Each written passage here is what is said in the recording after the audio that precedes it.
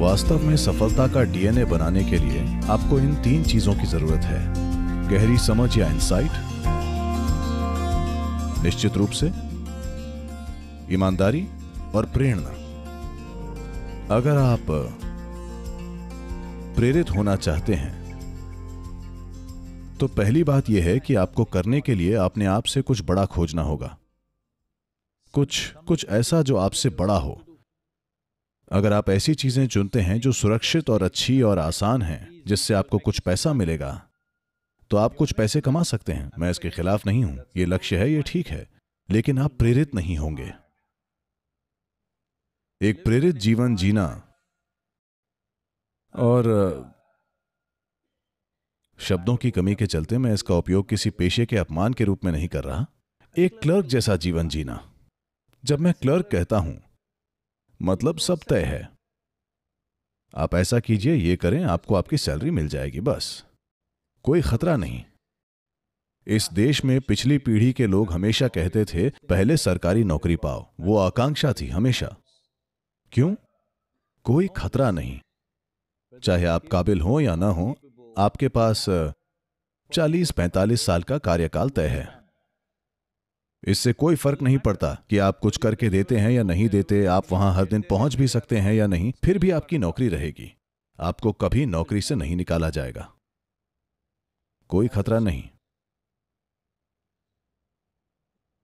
अगर आपके भीतर प्रेरणा चाहिए तो अनिश्चितता का तत्व होना चाहिए। अनिश्चितता के बिना कोई प्रेरणा नहीं होती, या एक रिस्क या खतरा। जहां खतरा नहीं है वहां एडवेंचर नहीं है। जहां एडवेंचर नहीं है वहां कोई आपसे प्रेरित नहीं होगा। अगर लोग ये नहीं देखते हैं कि आप किसी ऐसी चीज में कदम रखने के इच्छुक हैं जिसमें वे कदम नहीं रखना चाहते, तो आप किसी को प्रेरित नहीं कर सकते। लोगों को यह दिखना चाहिए कि वे जिसमें कदम रखने से डरते हैं, आप उसमें कदम रखने को तैयार हैं। ठीक है? जब आप जोखिम उठाते हैं तो आप जल सकते हैं। हां, यह हो सकता है। खतरे का यही मतलब है कि एक जोखिम है।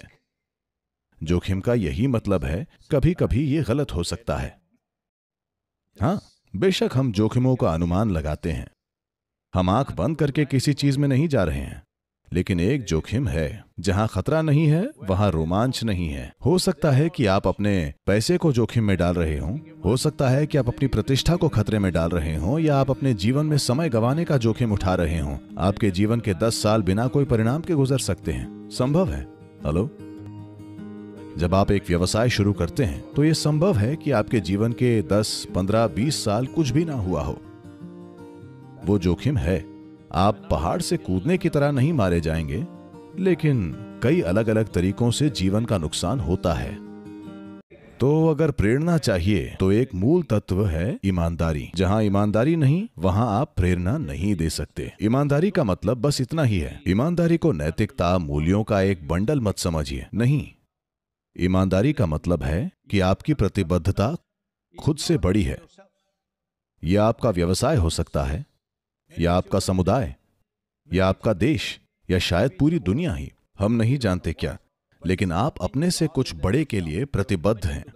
तब लोग देखते हैं कि आप में ईमानदारी है। लोग ईमानदारी का अनुभव करते हैं क्योंकि आप अपने स्वार्थ से परे किसी चीज के लिए प्रतिबद्ध हैं। अगर वो ये नहीं देखते तो आप किसी को प्रेरित नहीं कर सकते। और अगर आप अपने आसपास के लोगों को प्रेरित नहीं कर सकते हैं, अगर वो अपने पैर घसीटते हैं,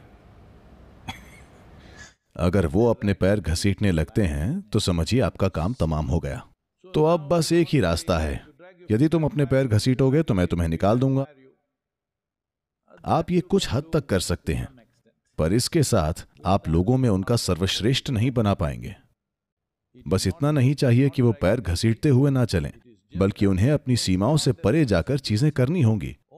केवल तभी आपके आसपास कुछ अद्भुत होगा। केवल तभी उस काम में शामिल रहते हुए कल सुबह आप उठना चाहेंगे पूरी उमंग के साथ। नहीं तो 5-10 साल सफल होने के बाद आप पूछेंगे रहे या ना रहे। आप इसे स्पष्ट नहीं कर रहे हैं, लेकिन यह आपके चेहरे की लंबाई में दिखाई देगा। हाँ, वो दिखाता है। एक प्रश्न चिन्ह है, मेरे अस्तित्व का उद्देश्य क्या है? प्रश्न चिन्ह आ गया है। शायद ये आपके दिमाग में आकर शब्द नहीं बना, लेकिन लोगों के चेहरों पर सवालिया निशान है। एक चेहरा, अगर हमने आपको 5-6 साल की उम्र में देखा होता तो यह ऐसा था। अब धीरे धीरे, इसका मतलब है कि सवाल कहीं उठा है। शायद अभी स्पष्ट नहीं हुआ है, लेकिन प्रश्न चिन्ह आ गया है। प्रश्न आया है क्योंकि कोई प्रेरणा नहीं है। प्रेरणा केवल आपकी ही नहीं, आपके आसपास के वातावरण को भी प्रेरित होना चाहिए। ईमानदारी की प्रबल भावना के बिना ऐसा नहीं होगा। अगर आपकी ईमानदारी सिर्फ नैतिकता और मूल्यों की है, तो लोग आपके साथ बीमार महसूस करेंगे, क्योंकि एक नैतिक छाया के नीचे रहना बहुत कठिन है, बहुत कठिन। ये जीवन लेता है। लेकिन अगर आपकी ईमानदारी इसलिए है क्योंकि आपकी प्रतिबद्धता आपके व्यक्तिगत कल्याण से बड़ी है, तभी आपके आसपास की हर चीज प्रेरित होती है। अब अंतर्दृष्टि या गहरी समझ पे आएं तो यह एक मुश्किल हिस्सा है। इनसाइट का मतलब है कि आप कुछ ऐसा देख सकते हैं जो दूसरे नहीं देख सकते। आप चीजों को दूसरे लोगों से पहले देख पाते हैं। यह एक जरूरी बात है। हर कोई किसी न किसी बिंदु पर सब कुछ देखता है, लेकिन बात यह है कि आपने इसे उनसे पहले देखा, जो एक बहुत बड़ा अंतर है। अगर आप युद्ध में होते तो यह तय करता कि आप जिएंगे या मरेंगे। अगर आप किसी व्यवसाय में हैं तो यह तय करता है कि आप वाकई सफल हैं या बस किसी तरह चला रहे हैं। अगर आप आध्यात्मिक प्रक्रिया में हैं It's worse than battle. तो यह युद्ध से भी बदतर है। अगर आपके पास किसी भी प्रकार की कोई गहरी समझ नहीं है या आपके आसपास कोई भी गहरी समझ वाला नहीं है, तो ये कई जन्मों की कड़ी मेहनत है। अगर आप गहराई से किसी चीज को समझने में सक्षम नहीं हैं, या अगर आपके आसपास कोई भी गहरी समझ वाला नहीं है, तो आप केवल आध्यात्मिक प्रक्रिया कर रहे हैं। अब आप कई जन्मों की गुलामी के लिए हैं। हाँ, इसलिए वे दुनिया में हर जगह सबसे गंभीर किस्म के हो जाते हैं। इसलिए अगर गहरी समझ को आना है तो एक महत्वपूर्ण आयाम है। गहरी समझ न होने का एक बड़ा कारण यह है कि लोग बड़े स्तर पर अपनी तार्किक बुद्धि से काम करने की कोशिश कर रहे हैं। ये उस प्रकार की शिक्षा का दुर्भाग्यपूर्ण परिणाम है जो हर जगह दी जाती है, जहां आपकी तार्किक बुद्धि को एक प्रमुख मूल्य के रूप में देखा जाता है।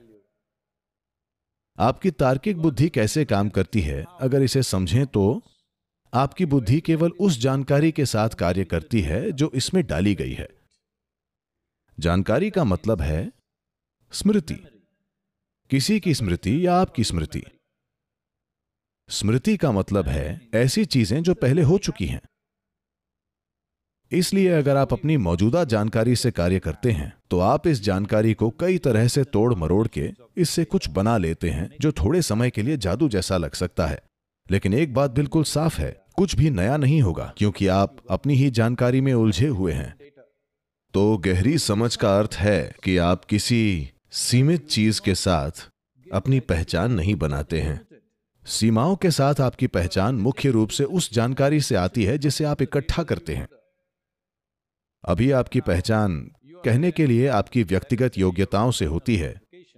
अब आपने जिससे अपनी पहचान बनाई वही आप बन जाते हैं। या मान लें कि आपकी पहचान आपके समुदाय या आपके देश के साथ है और आप वही बन जाते हैं। आप जिससे पहचान जोड़ते हैं आप वही हो जाते हैं।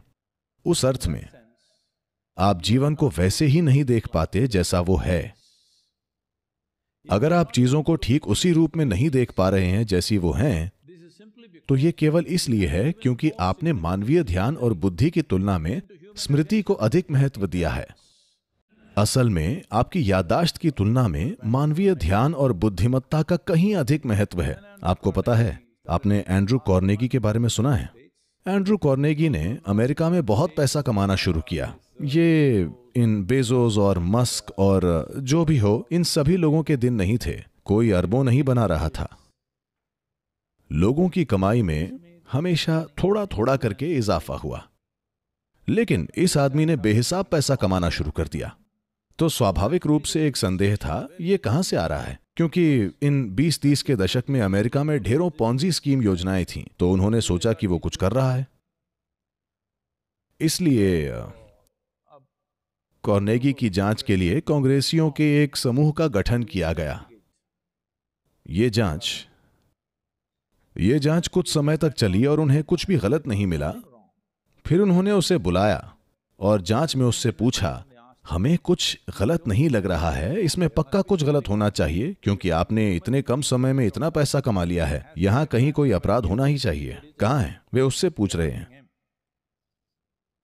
तो उसने कहा, देखिए, मैं किसी भी चीज को देखकर उस पर 5 मिनट तक पूरा ध्यान दे सकता हूं। क्या आप में से कोई ऐसा कर सकता है? उन्होंने सोचा, बकवास क्या, 5 मिनट क्या हम ध्यान नहीं दे सकते? हमें बताओ ये क्या है। इसीलिए उसने 5 मिनट के लिए एक प्रयोग किया। कोई भी कुछ सेकंड से ज्यादा ध्यान नहीं दे सका। हर जगह उनका ध्यान जा रहा था। तब उन्हें एहसास हुआ कि वे 5 मिनट तक ध्यान नहीं दे पा रहे हैं।